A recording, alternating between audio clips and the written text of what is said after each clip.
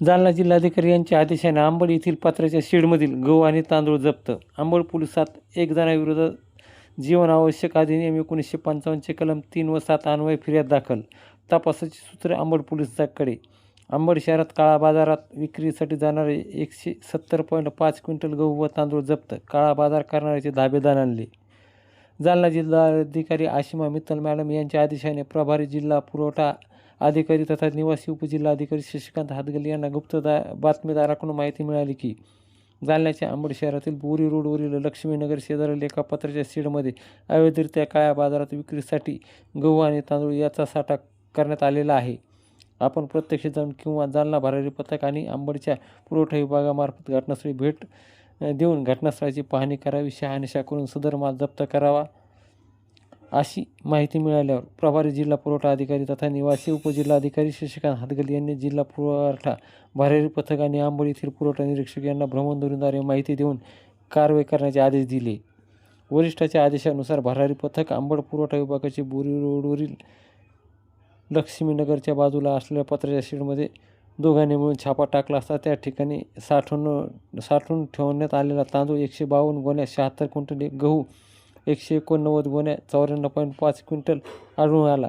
यासोबत काही रिकामा बारदाना, इलेक्ट्रॉनिक वजन काट्या 2 नग मिळून आले. 2 पंचांच्या उपस्थितीत पंचनामा करून वरिष्ठांना पाठवून त्यांच्या आदेशाने एका इसमाविरोधात अंबड पोलिसात जीवनावश्यक सेवा वस्तू अधिनियम 1955 कलम 3 आणि 7 अन्वये गुन्हा दाखल करण्यात आला आहे. घटनेचा तपास अंबड पोलीस करत आहेत. काल दिनांक 16/7/2026 रोजी सायंकाळी माननीय जिल्हाधिकारी मॅडम यांच्या आदेशानुसार गुप्त माहितीनुसार आम्हाला असे अंबडमधील एक ठिकाण कळाले होते. त्यानंतर निवासी उपजिल्हाधिकारी हातगल साहेब यांचे आदेश होते. त्यानंतर आम्ही अंबड येथे पोहोचलो असता आम्हाला ठिकाणाची कल्पना देण्यात आली. आम्ही या ठिकाणी बोरी रोडला अंबड येथे या गोदामामध्ये आलो असता इथे गोदामाला लॉक केलेला होता. लॉक केल्यानंतर आम्ही संबंधिताची चौकशी केली. चौकशी केल्यानंतर सदरील व्यक्ती हा अंबडचाच आहे असे माहिती मिळाली. आजूबाजूला त्या व्यक्तीची विचारपूस केली असता की इथे धान्य ठेवण्यात येते असे आम्हाला सांगितले, परंतु ते शासकीय आहे का कसे त्यासाठी आम्हाला गोडाऊनचं लॉक तोडण्यासाठी आम्ही परवानगी मागितली. लॉक तोडण्यात आला. लॉक तोडल्यानंतर या ठिकाणी जवळपास 189 बॅग गहू हा प्लॅस्टिकच्या गोणीमध्ये आढळून आला. त्यानंतर 152 बॅग तांदूळ हा पण प्लॅस्टिकच्या गोणीमध्ये आढळून आला. तसेच या ठिकाणी वजन करण्याचं जे साहित्य, वजन काटा 1-2 नग या ठिकाणी आढळून आले. त्यानंतर या ठिकाणी रात्री जवळपास 11-11:30 पर्यंत आम्ही चौकशी पंचनामा पूर्ण करून FIR दाखल संबंधित व्यक्तीवर FIR दाखल केलेला आहे. बाकी तपास हे संबंधित PSI करतील. संशयिताचं नाव काय?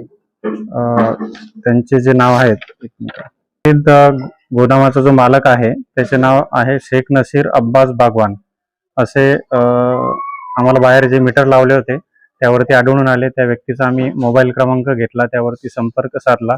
त्यांचा मोबाईल फोन सुरू होता परंतु त्यांनी फोन उचलले नाही. रात्री आज सकाळपर्यंत FIR करण्याची कारवाई पूर्ण करण्यात आली व त्यानंतर आज दिनांक 17/7/2026 रोजी आम्ही जे धान्य आम्ही जप्त केलेले होते त्याचा सुपूर्दनामा हा PSI नरोडे साहेब यांना देऊन त्यानंतर त्यांच्याकडून जे आदेश प्राप्त झाले आहेत की तुमच्या शासकीय गोदाममध्ये हे जे धान्य आहेत ते